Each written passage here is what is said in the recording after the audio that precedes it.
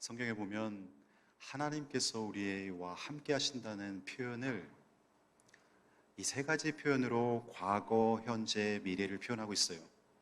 첫 번째는 에베네셀. 여러분이 이 세 단어를 다 들어보셨을 거예요. 에베네셀, 임마누엘, 여호와 이레.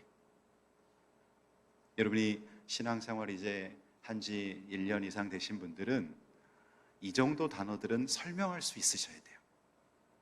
안 믿는 사람들이 에베네셀이 뭐야? 그러면 옷가게 이름인가? 이렇게 설명해서는 안 돼요. 에벤에셀이라는 것은 도움의 돌이라는 뜻으로 이게 사무엘상 7장 12절에 나오는 말씀인데요.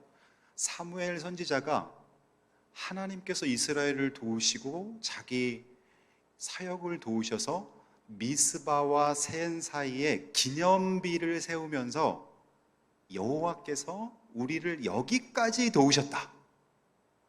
내 일생을 돌아볼 때 하나님께서 여기까지 나를 도우셨다라는 뜻의 단어가 에벤에셀입니다. 에벤에셀.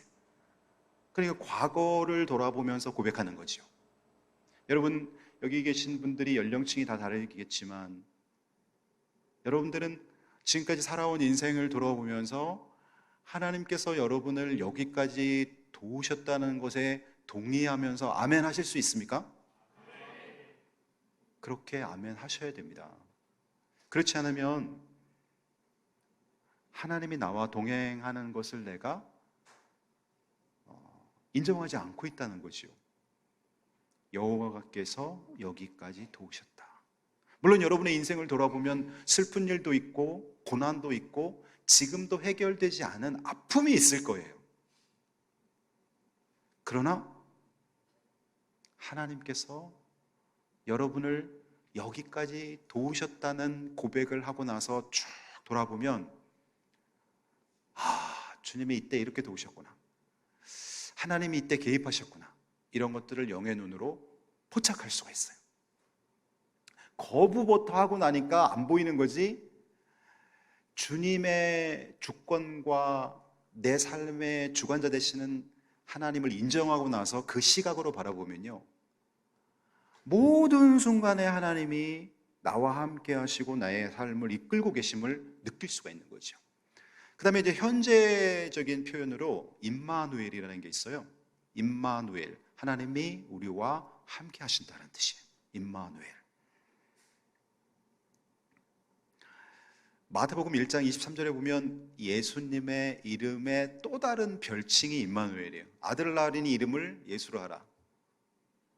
그리고 그 이름을 임마누엘이라 하리라. 임마누엘, 이는 하나님이 우리와 함께 하신다는 뜻이라는 거죠. 임마누엘. 하나님은 저 보이지 않는 영적인 공간 천국에만 계신 줄 알았는데 하나님이 우리를 구원하기 위해서 우리가 똑같은 육신을 입고 이 땅에 오신 걸 보니까 하나님이 우리와 함께 계셔. 그래서 예수의 또 다른 이름이 임마누엘이라는 거예요. 예수님의 별명, 예수님의 제2의 이름 임마누엘, 하나님이 우리와 함께 계셔. 예수를 보면 알 수 있어. 하나님이 우리를 위해 죽으러 제물이 되기 위해서 이 땅에 오셨어. 이것이 임마누엘이에요.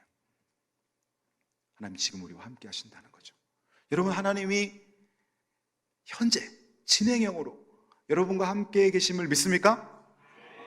이것도 아멘으로 화답하셔야 됩니다. 그 다음에 여호와 이레라는 이 단어는 어디서 등장하냐면은 창세기 22장에 보면 하나님께서 아브라함에게 독자 이삭을 번제로 드려라. 그래서 아브라함이 이삭을 정말 자기 아들을 제물로 드리려고 모리아에 있는 한 산에 가서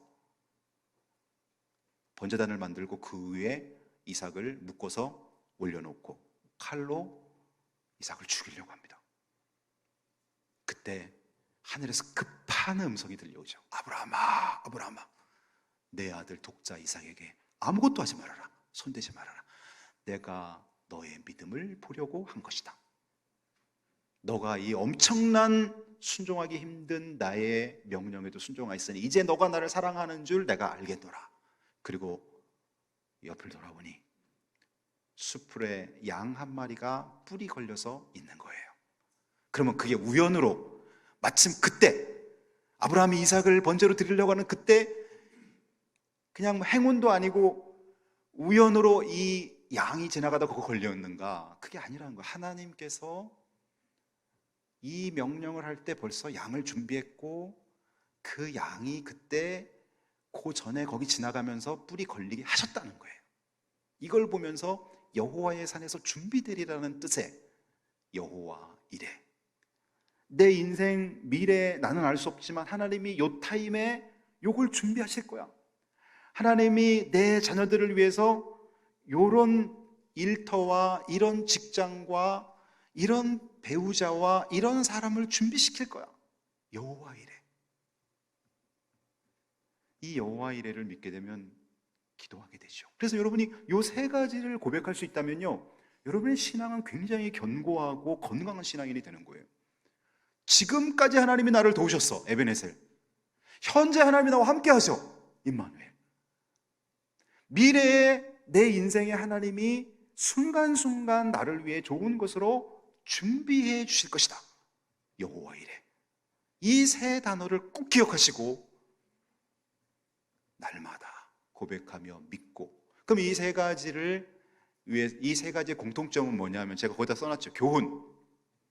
내 삶의 주관자가 계시다는 거죠. 이 세 가지를 믿으려면 누가 나를 이끌고 있다는 걸 믿어야 되는 거예요. 그렇지 않으면 어떻게 누가 나를 돕는다는 걸 믿고, 어떻게 누가 나와 함께 한다는 걸 믿고, 누가 내 미래를 준비한다는 걸 어떻게 믿겠어요? 내 삶의 주관자가 계시다. 그분이 하나님이시라는 것입니다. 내 삶의 주관자. 오늘은 과거, 현재, 미래에 걸쳐 합력할 선을 이루시는 하나님의 손길에 대해서 여러분에게 설교하려고 합니다. 1995년, 지금부터 굉장히 오래전이죠. 제가 서울신학대학원을 다니던 때 저희 아버지가 편도암 1기 판정을 받게 되었습니다. 그때 암에 대해서 전혀, 암이라는 단어는 알았지만 가족이나 친척 중에 암 환자가 없기 때문에 암에 대해서 정말 무지했어요, 저도. 그리고 1기였기 때문에 수술을 하시고 건강하게 회복하셨어요. 그 후로도 관리를 잘 해야 되는데 거기까지는 우리가 놓친 거죠. 저희 아버지는 그 후에 정확히 9년 후에 2004년 폐암 말기 판정을 받습니다. 폐로다가 암이 이제 발생을 한 거죠. 그때 제가 TV를 보니까 지금으로 말하면 명의와 같은 프로그램인데 이진수 박사라고 굉장히 유명한 폐암 권위자에 대한 그 보도가 나오기 시작했어요. 이분이 미국에서 유명한 병원에서 의사로 있었고 우리나라 대기업 총수도 그분에게 가서 시술을 받았고, 제가 딱 보는 순간 이분이 한국에 왔다는 거예요. 그래서 우리 아버지 저분한테 맡겨야 되겠다. 그리고 국립암센터를 제가 아버지를 모시고 거의 1년 3, 4개월 정도를 아버지 항암 치료 받게 되었습니다. 수술을 할 수 없기 때문에 항암 치료를 받는데, 그때 인상적인 한 사람을 저는 발견합니다. 60대 초반의 남자가 양복을, 곤색 양복을 딱 입고 아주 정중하게, 키는 저 정도 돼요. 아주 정중하게 지금은 병원에서 전도하고 그러는 거 이제 사람들 항의가 들어오고 그러니까 지금 이제 그런 것도 굉장히 조심스럽고 기독교 병원 아니고는 힘든데요. 그 당시에는 병원 전도가 자유로웠어요. 이분이 본인이 암 환자로서 항암 주사를 40회 이상이나 맞았다는 거예요. 그러면서 사람들을 전도해 내기 시작하는데, 암 환자들이 얼마나 간절합니까? 그분들에게 저도 암 환자입니다 하고 일단 먹고 들어가는 거예요. 마음문을 열고 들어가는 거예요. 저도 항암 주사를 40회 이상 맞았습니다. 그러니까 항암 주사 처음 맞으려고 하는 사람은 신뢰가 가는 거예요. 이분 40회나 항암 주사를 맞았는데 이렇게 건강해요? 그리고는 그분이 복음을 전하는 거예요. 그래서 거기 국립암센터의 간호사나 의사분들이 다 알아요, 이분을. 저도 그분이 궁금해서 물어봤더니 그 얘기를 하는 거예요. 자, 제가 이 간증을 여러분에 드리는 이유가 있습니다. 이분이 본인이 암에 걸린 것을 하나님이 합력하여 선을 이루어서 암 환자들을 전도하는 통로를 열어주시고 수많은 암 환자들을 예수 믿고 구원받게 하는 사역에 합력하여 선을 이루셨다는 것이죠. 어떤 사람은 암에 걸려갖고 막 우울하고 막 힘들고 막 그리고 막 두렵고 이런 감정에만 치우칠 수가 있는데 이분은 그게 아닌 거예요. 하나님이 나에게 이 고난을 왜 주셨을까? 생각해 보는 거예요. 이 고난을 통해서 하나님이 나를 합력해 선을 이루실 사건은 무엇인가를 고민해 보는 거예요. 그리고 그 당시 하나님의 사명을 받고 전도자로 쓰임을 받는 거예요. 얼마나 귀하겠어요. 제가 여러분에게 이런 질문 하나 드리고 올게요. 어찌 보면 황당한 질문이에요. 여러분은 건강하게 90세, 100세까지 암 걸리지 않고 건강하게 사시는데 전도를 한 명도 못하고 그렇게 살다가 하나님 앞에 가는 게 좋겠습니까? 아니면 이게 좀 황당한 질문인 거예요.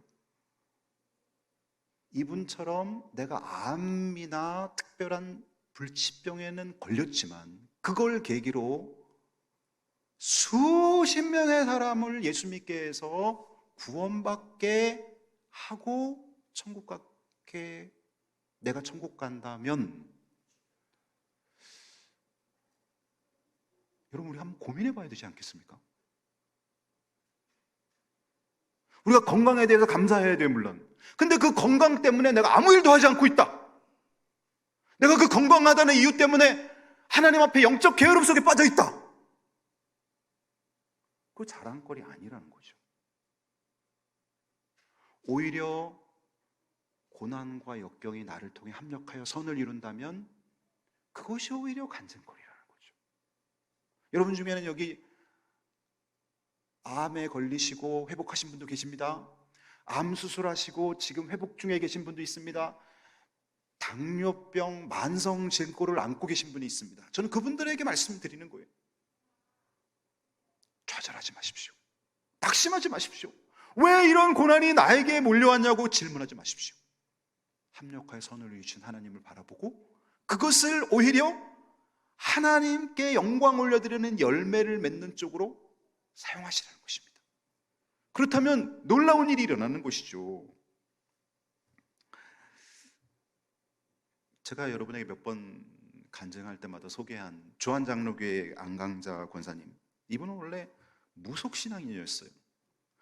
아파트 바로 옆집에 모 교회 권사님이 사셔갖고 이 권사님이 열심히 전도하는 거예요. 교회 가자고. 근데 이분 성격이 굉장히 매몰차게 아주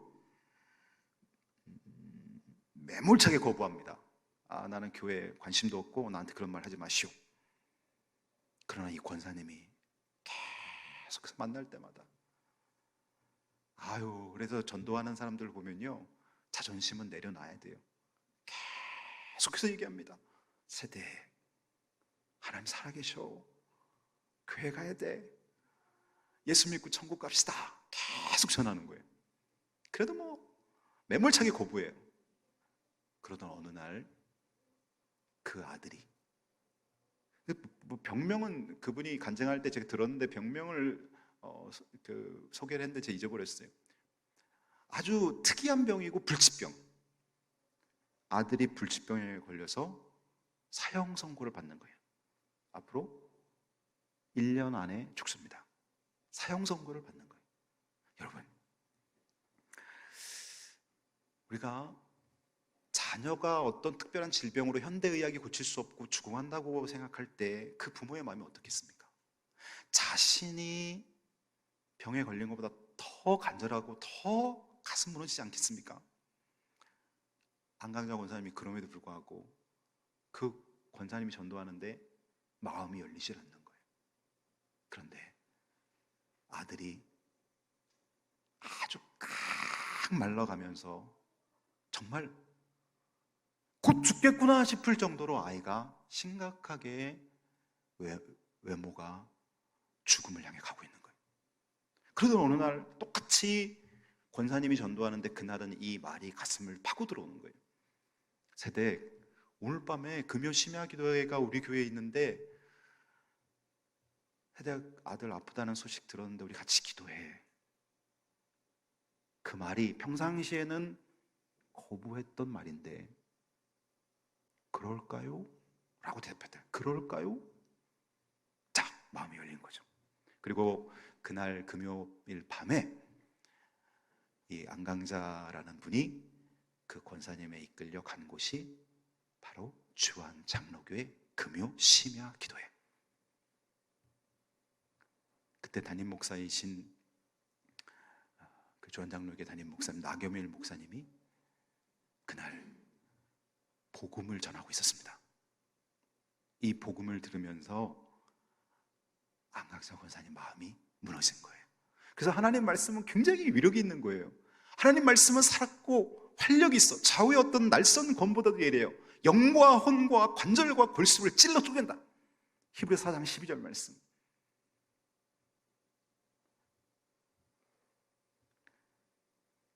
그런데 목사님 설교 중에 이런 말씀이 들려오는 거예요. 여러분 중에 예수 믿기 전에 우상 숭배하고 무당 찾아가고 무속에 매이고 주술에 매였던 사람들은 철저하게 그 죄를 회개해야 됩니다.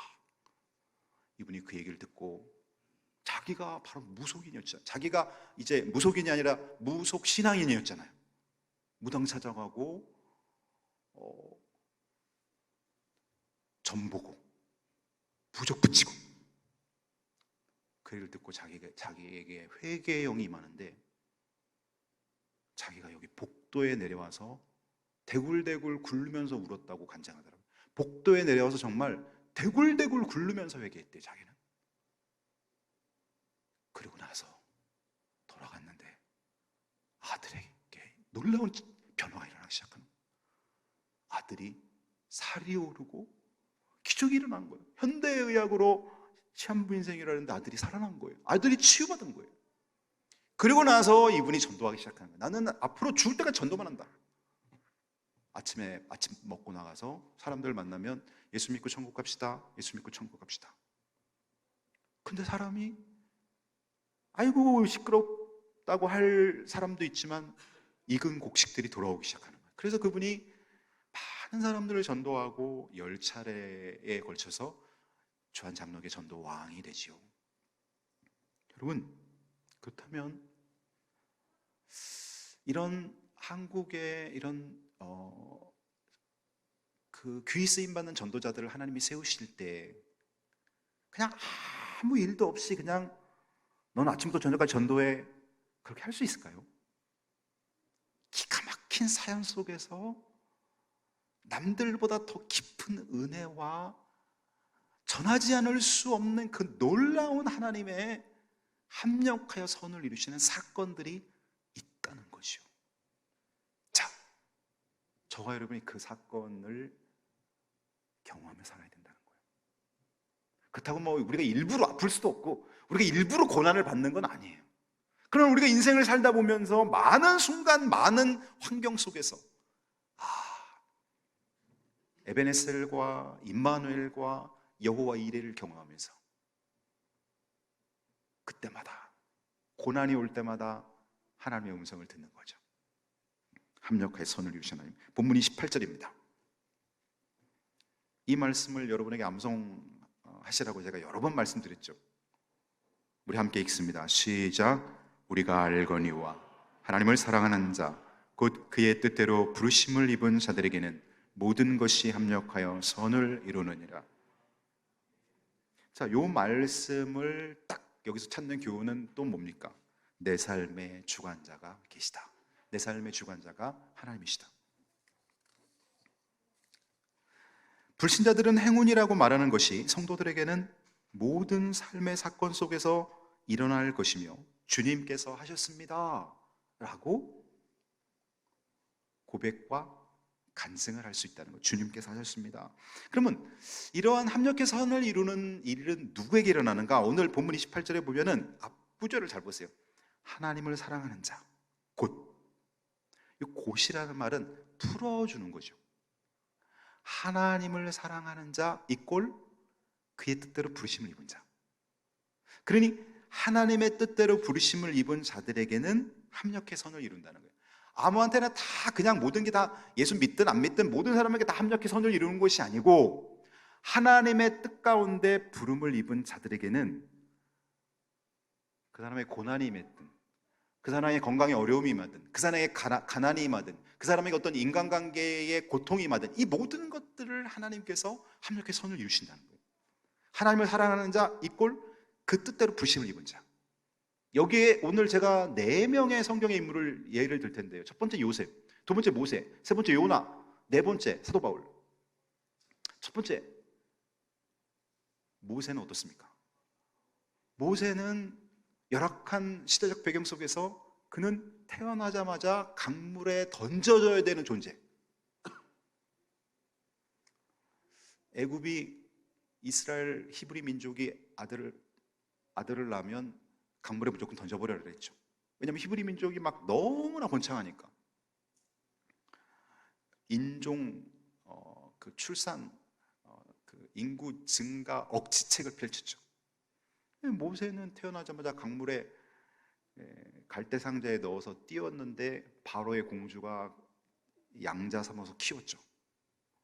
그러면 가만히 있으면 이집트 왕자가 되는데 모세는 히브리 민족의 피가 흘렀기 때문에 자기 민족이 학대받는 걸 보면서 애국 관리를 죽이는 살해하는 이런 실수를 범하게 됩니다. 그리고 나서 모세는 은둔 생활을 하죠. 바로가 모세를 죽이려고 하니까 미디안이라는 나라에 가서 양을 치면서 은둔 생활 40년을 합니다. 그러다가 모세 나이 80세가 딱 되니까 하나님의 계산대가 딱 되니까 떨기나무에 하나님이 불꽃으로 임하여서 모세에게 말하죠. 너는 내 민족 이스라엘 백성들을 애굽으로부터 탈출시켜라. 그 비전을 받게 되죠. 자, 그렇다면 모세의 인생을 보면 합력의 선을 이룬 거예요. 우리가 볼 때는 모세가 자기 성품, 자기 그 정욕을 억제하지 못해서 혈기를 통제하지 못해서 애국 관리를 죽였다고 생각하잖아요. 맞아요. 근데 하나님은 그걸 통해서 그를 바로와 적대 세력을 만들어버리고 이제 이 모세를 통해서 출애굽 지도자의 사명을 주시는 거죠. 합력하여 선을 이루신 하나님. 놀랍죠, 여러분? 모세가 만일 평안하게 그냥 지금 우리나라와 같은 이 시대적 배경 속에서 편안하게 어려움 없이 잘했다면 출애굽 지도자가 될 수 있을까요? 아마도 하나님은 그런 방식으로 만들지 않을 거예요. 그 다음에 여러분, 요셉의 일대기를 보면요, 요셉은 제가 더 설명하지 않아도 형들에게 노예로 팔려갔고 형들이 노예로 팔아버렸고 보디발의 집에서 충성스럽게 일했지만 감옥에 갇혔고 거기서 술 맡은 관원장, 떡 굽는 관원장의 꿈을 해몽하죠. 그리고 이 술 맡은 관원장이 복직해서 바로 왕이 꿈꿨을 때 히브리 소년 이 요셉을 기억하고 그를 바로 앞에 세우고 바로의 꿈을 해몽함으로 인해서 7년 풍년과 연이은 7년 흉년과 데뷔치까지 제시하면서 총리가 되죠. 그러면 우리가 생각할 때는 형들에게 버림받은 거, 누명을 쓰고 보디발에게 누명을 쓰고 감옥에 갇힌 거 억울하고 어떻게 하나님이 이렇게 할 수 있을까? 그러나 합력하여 선을 이루신 하나님의 손길을 우리는 고백할 수밖에 없어요. 요나를 보십시오. 요나는 처음부터 전도자의 사명을 받았어요. 너는 니느웨라는 도성에 가서 큰 도시인데 약 12만 명의 인구, 여러분 과거에 12만 명이면 굉장히 큰 도시입니다. 12만 명의 인구나 되는 니느웨라는 도시가 죄악으로 구원받을 영혼들이 없다. 너가 거기 가서 그들의 죄악성을 아뢰고 회개하지 않으면 심판이 임할 것을 전해라. 이 사명을 요나가 받게 됩니다. 근데 요나는 가기 싫은 거예요. 여러분, 우리가 예수 안 믿는 사람들한테 가서 전도하려면 처음부터 드는 게 뭐예요? 그냥 지금 편하게 그냥 내 혼자 그냥 커피 타임 즐기고 싶은데 왜 내가 가서 저 사람들하고 설득하고 또 교회에 대해서 부정적인 사람들의 욕을 먹어야 돼? 라는 생각이죠. 그러니까 요나도 가기 싫은 거예요. 요나는 반대 방향 다시스로 가는 배를 탑니다. 그런데 엄청난 풍랑과 함께 제비 뽑아갖고 제물로 요나가 선택돼서 바다에 버려졌는데 큰 물고기가 그를 집어삼켰고 하나님의 기적으로 물고기 뱃속에서 3일을 살면서 회개하게 되죠. 물고기는 요나를 무태 토해냈고 요나는 뱃속에서 회개했기 때문에 이제는 사명을 향해 니느웨로 들어가서 그곳에 가서 마음껏 외쳤습니다. 그들의 죄악상, 회개하지 않으면 하나님의 심판이 임한다. 그때 어떤 일이 일어났냐면 니느웨 성에 왕까지 베옷을 입고 재를 뒤집어 쓰고, 이건 그 당시 회개의 모습입니다. 재를 뒤집어 쓰고 베옷을 입고 왕까지 회개를 했어요. 놀라운 일이 일어난 거죠. 자, 그렇다면 배에서 풍랑이 왜 일어났어요? 큰 물고기가 왜 그 당시 그때 마침 요나를 집어삼켰어요? 하나님이 합력하여 선을 이루신 거죠. 마지막으로 바울의 원래 이름은 사울입니다. 이 사울은 원래 구약 성경에 능통한 자고, 이 사울은 지금으로 말하면 엘리트 집안에서 태어났어요. 가말리엘 문화, 지금처럼 대학교가 없으니까 그 당시에는 어떤 문화에서 어떤 교육을 받았느냐, 가말리엘 문화는 그 당시 최고 학부. 그리고 바울은 로마 시민권을 갖고 있었어요. 여러분, 이스라엘 히브리 민족이 로마 시민권을 갖고 있는 사람은 극소수였어요. 근데 바울이 로마 시민권을 가진 그 사울을 통해서 하나님이 로마까지 가서 복음 전하게 하는 거예요. 왜냐하면 로마 시민권을 갖고 있는 사람은 함부로 죽일 수가 없어요. 그리고 하나님이 놀랍죠. 이 사울이 처음에는 기독교인들이 잘못된 것인 줄 알고 잡아들였는데, 그리고 스데반이 죽을 때 바울도 스데반 옆에서 스데반이 죽는데 동참했어요. 그러니까 스데반을 죽인 장본이에요. 그런데 나중에 그가 사도행전 9장 다메섹으로 가는 길에서 빛으로 임하신 예수님을 만나고 나서 그는 마음속에 엄청난 회개를 했을 거예요. 내가 스데반을 죽였습니다. 제가 기독교인 수많은 사람들을 감옥에 가두는 일을 했습니다. 오히려 그러한 죄책감과 그러한 가슴 아픈 일이 바울로 하여금 이방인과 임금들과 열방들을 구원하게 되는 하나님의 전도의 그릇이 된 거죠. 합력하여 선을 이루시는 하나님을 우리는 보게 되는 것이죠. 오늘 저는 말씀을 맺습니다. 하나님이 하셨습니다. 그리고 하나님이 하실 것입니다. 요셉, 모세, 요나, 바울을 하나님이 이렇게 하신 이유는 하나님이 그들을 하나님 뜻대로 부르셨다는 거예요. 그렇다면 저와 여러분을 하나님이 하나님의 뜻대로 부르셨다면 여러분 지금 겪고 있는 고난, 그것 때문에 두려워하지 마세요.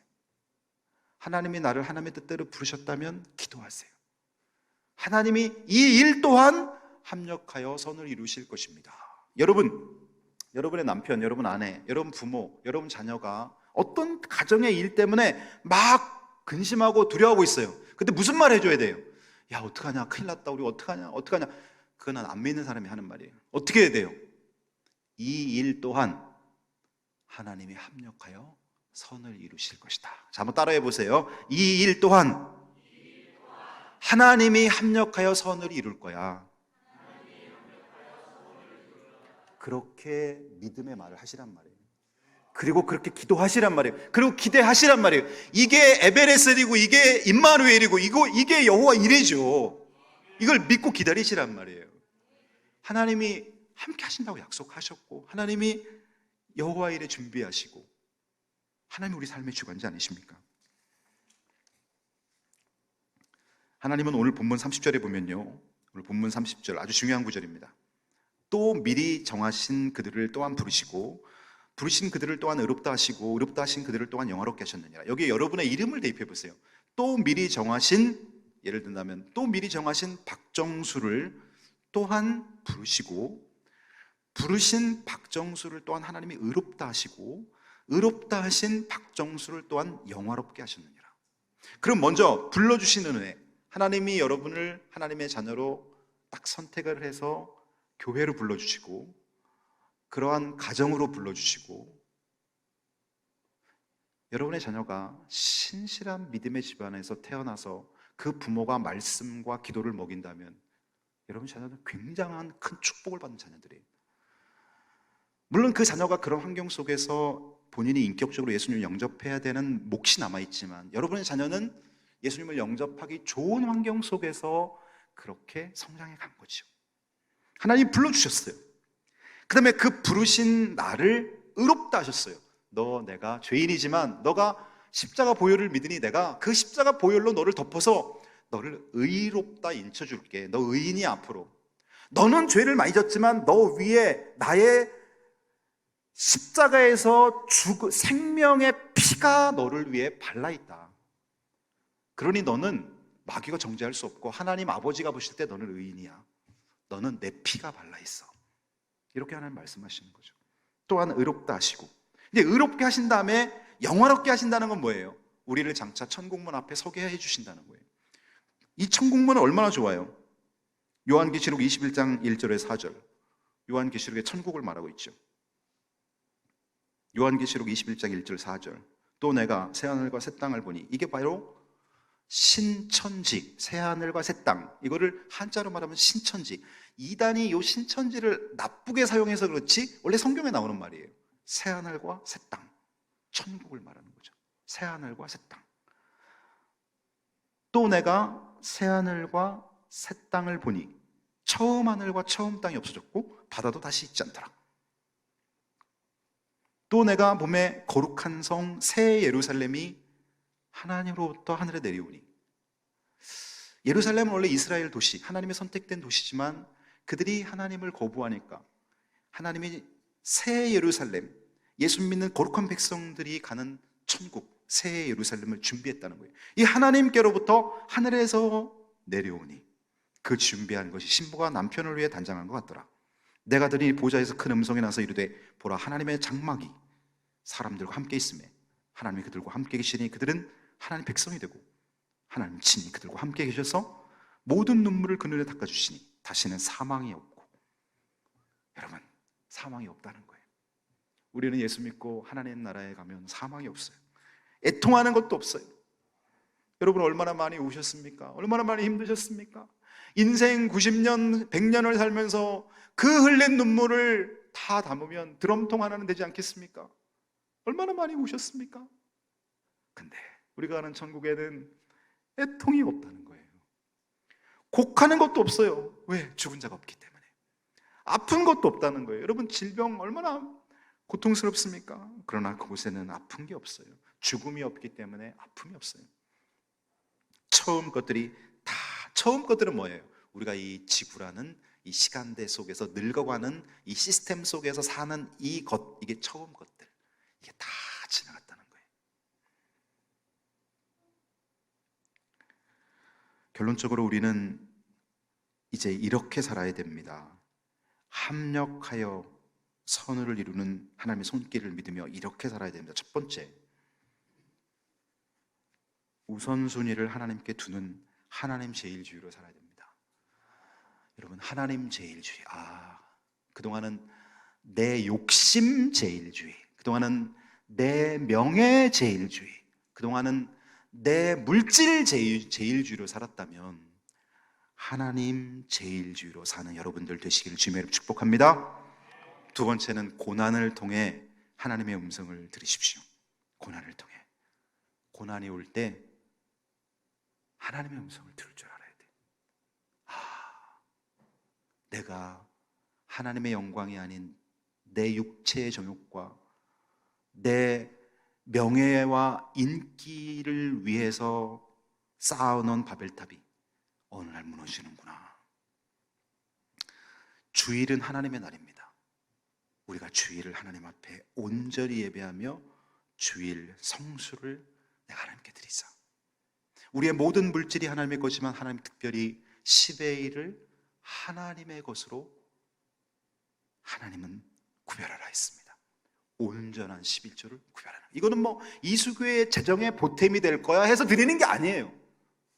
내 11조가 이수교의 재정에 들어가야지, 이런 차원이 아닌 거예요. 이거 그냥 처음부터 하나님의 것, 그냥 하나님의 것. 내가 이수교의 재정을 위해서, 그런 차원이 아닌 거예요. 그냥 하나님의 것. 그것은 하나님의 것입니다. 여러분, 말라기 3장에 보면은 이런 말씀이 있어요. 말라기 3장 8절 10절 띄워주세요. 말라기 선지자가 이스라엘 백성들 향해 이런 말을 합니다. 사람이 어찌 하나님의 것을 도둑질하겠느냐? 그러나 너희는 나의 것을 도둑질하고도 말하기를 우리가 어떻게 주의 것을 도둑질하였나이까 하는도다. 이는 곧 11조와 봉헌물이라. 11조와 봉헌물. 하나님의 것. 하나님의 것을 내 맘대로 난 요만큼만 드릴 거야. 나는 이렇게 구별할, 이 하나님의 것 처음부터 내가 손대지 못하는 것. 세 번째, 우리는 합력하여 선을 이루어 달라고 기도해야 됩니다. 하나님께 기도하십시오. 하나님, 지금 내가 겪는 이 일들을 통해 합력하여 선이 이루어지게 하옵소서. 여러분, 저도 목회자이기 전에 한 성도잖아요. 저는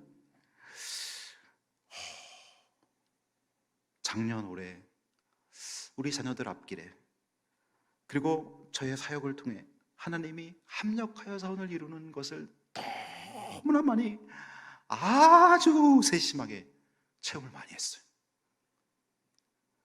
이번에 제가 여러분에게 중보기도 팀을, 우리 성도들을 위해 하루 매일 일정 시간을 구별하여 중보기도 하실 분 모집했더니요, 저와 제 아내를 포함해서 18명이 헌신을 했어요.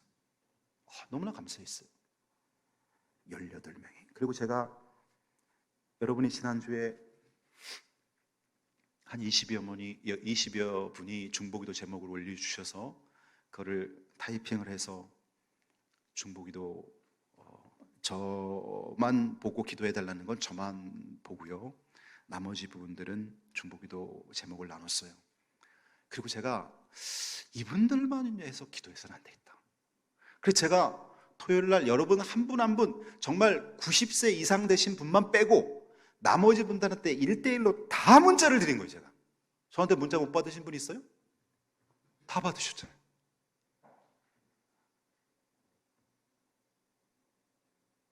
하나님 합력해 선을 주시잖아요. 하나님이 우리가 기도하면 좋은 것을 주시잖아요. 그래서 중보기도 제목을 여러분 받으면서 제가 너무너무 받길 잘했다고 생각한 게, 제가 여러분들에 대해서 몰랐던 부분들을 여러분들이 중보기도 제목에 올려주면서, 나 여러분들을 너무 많이 알게 되고, 여러분들 이런 것 때문에 지금 고민하며 기도하게 하고 계시다는 걸 알게 되는 거예요. 그거 한 번 쭉 읽는 데만 해도 2시간 걸릴 것 같아요. 근데 해야 되는 거예요. 그거는 하나님 합력해 선을 이루어주시는 거죠. 마지막으로 범사에 감사하며 은혜 받은 것을 간증하며 전도자의 삶을 사시는 여러분들이 되시길 주님의 이름으로 축복합니다. 기도하겠습니다.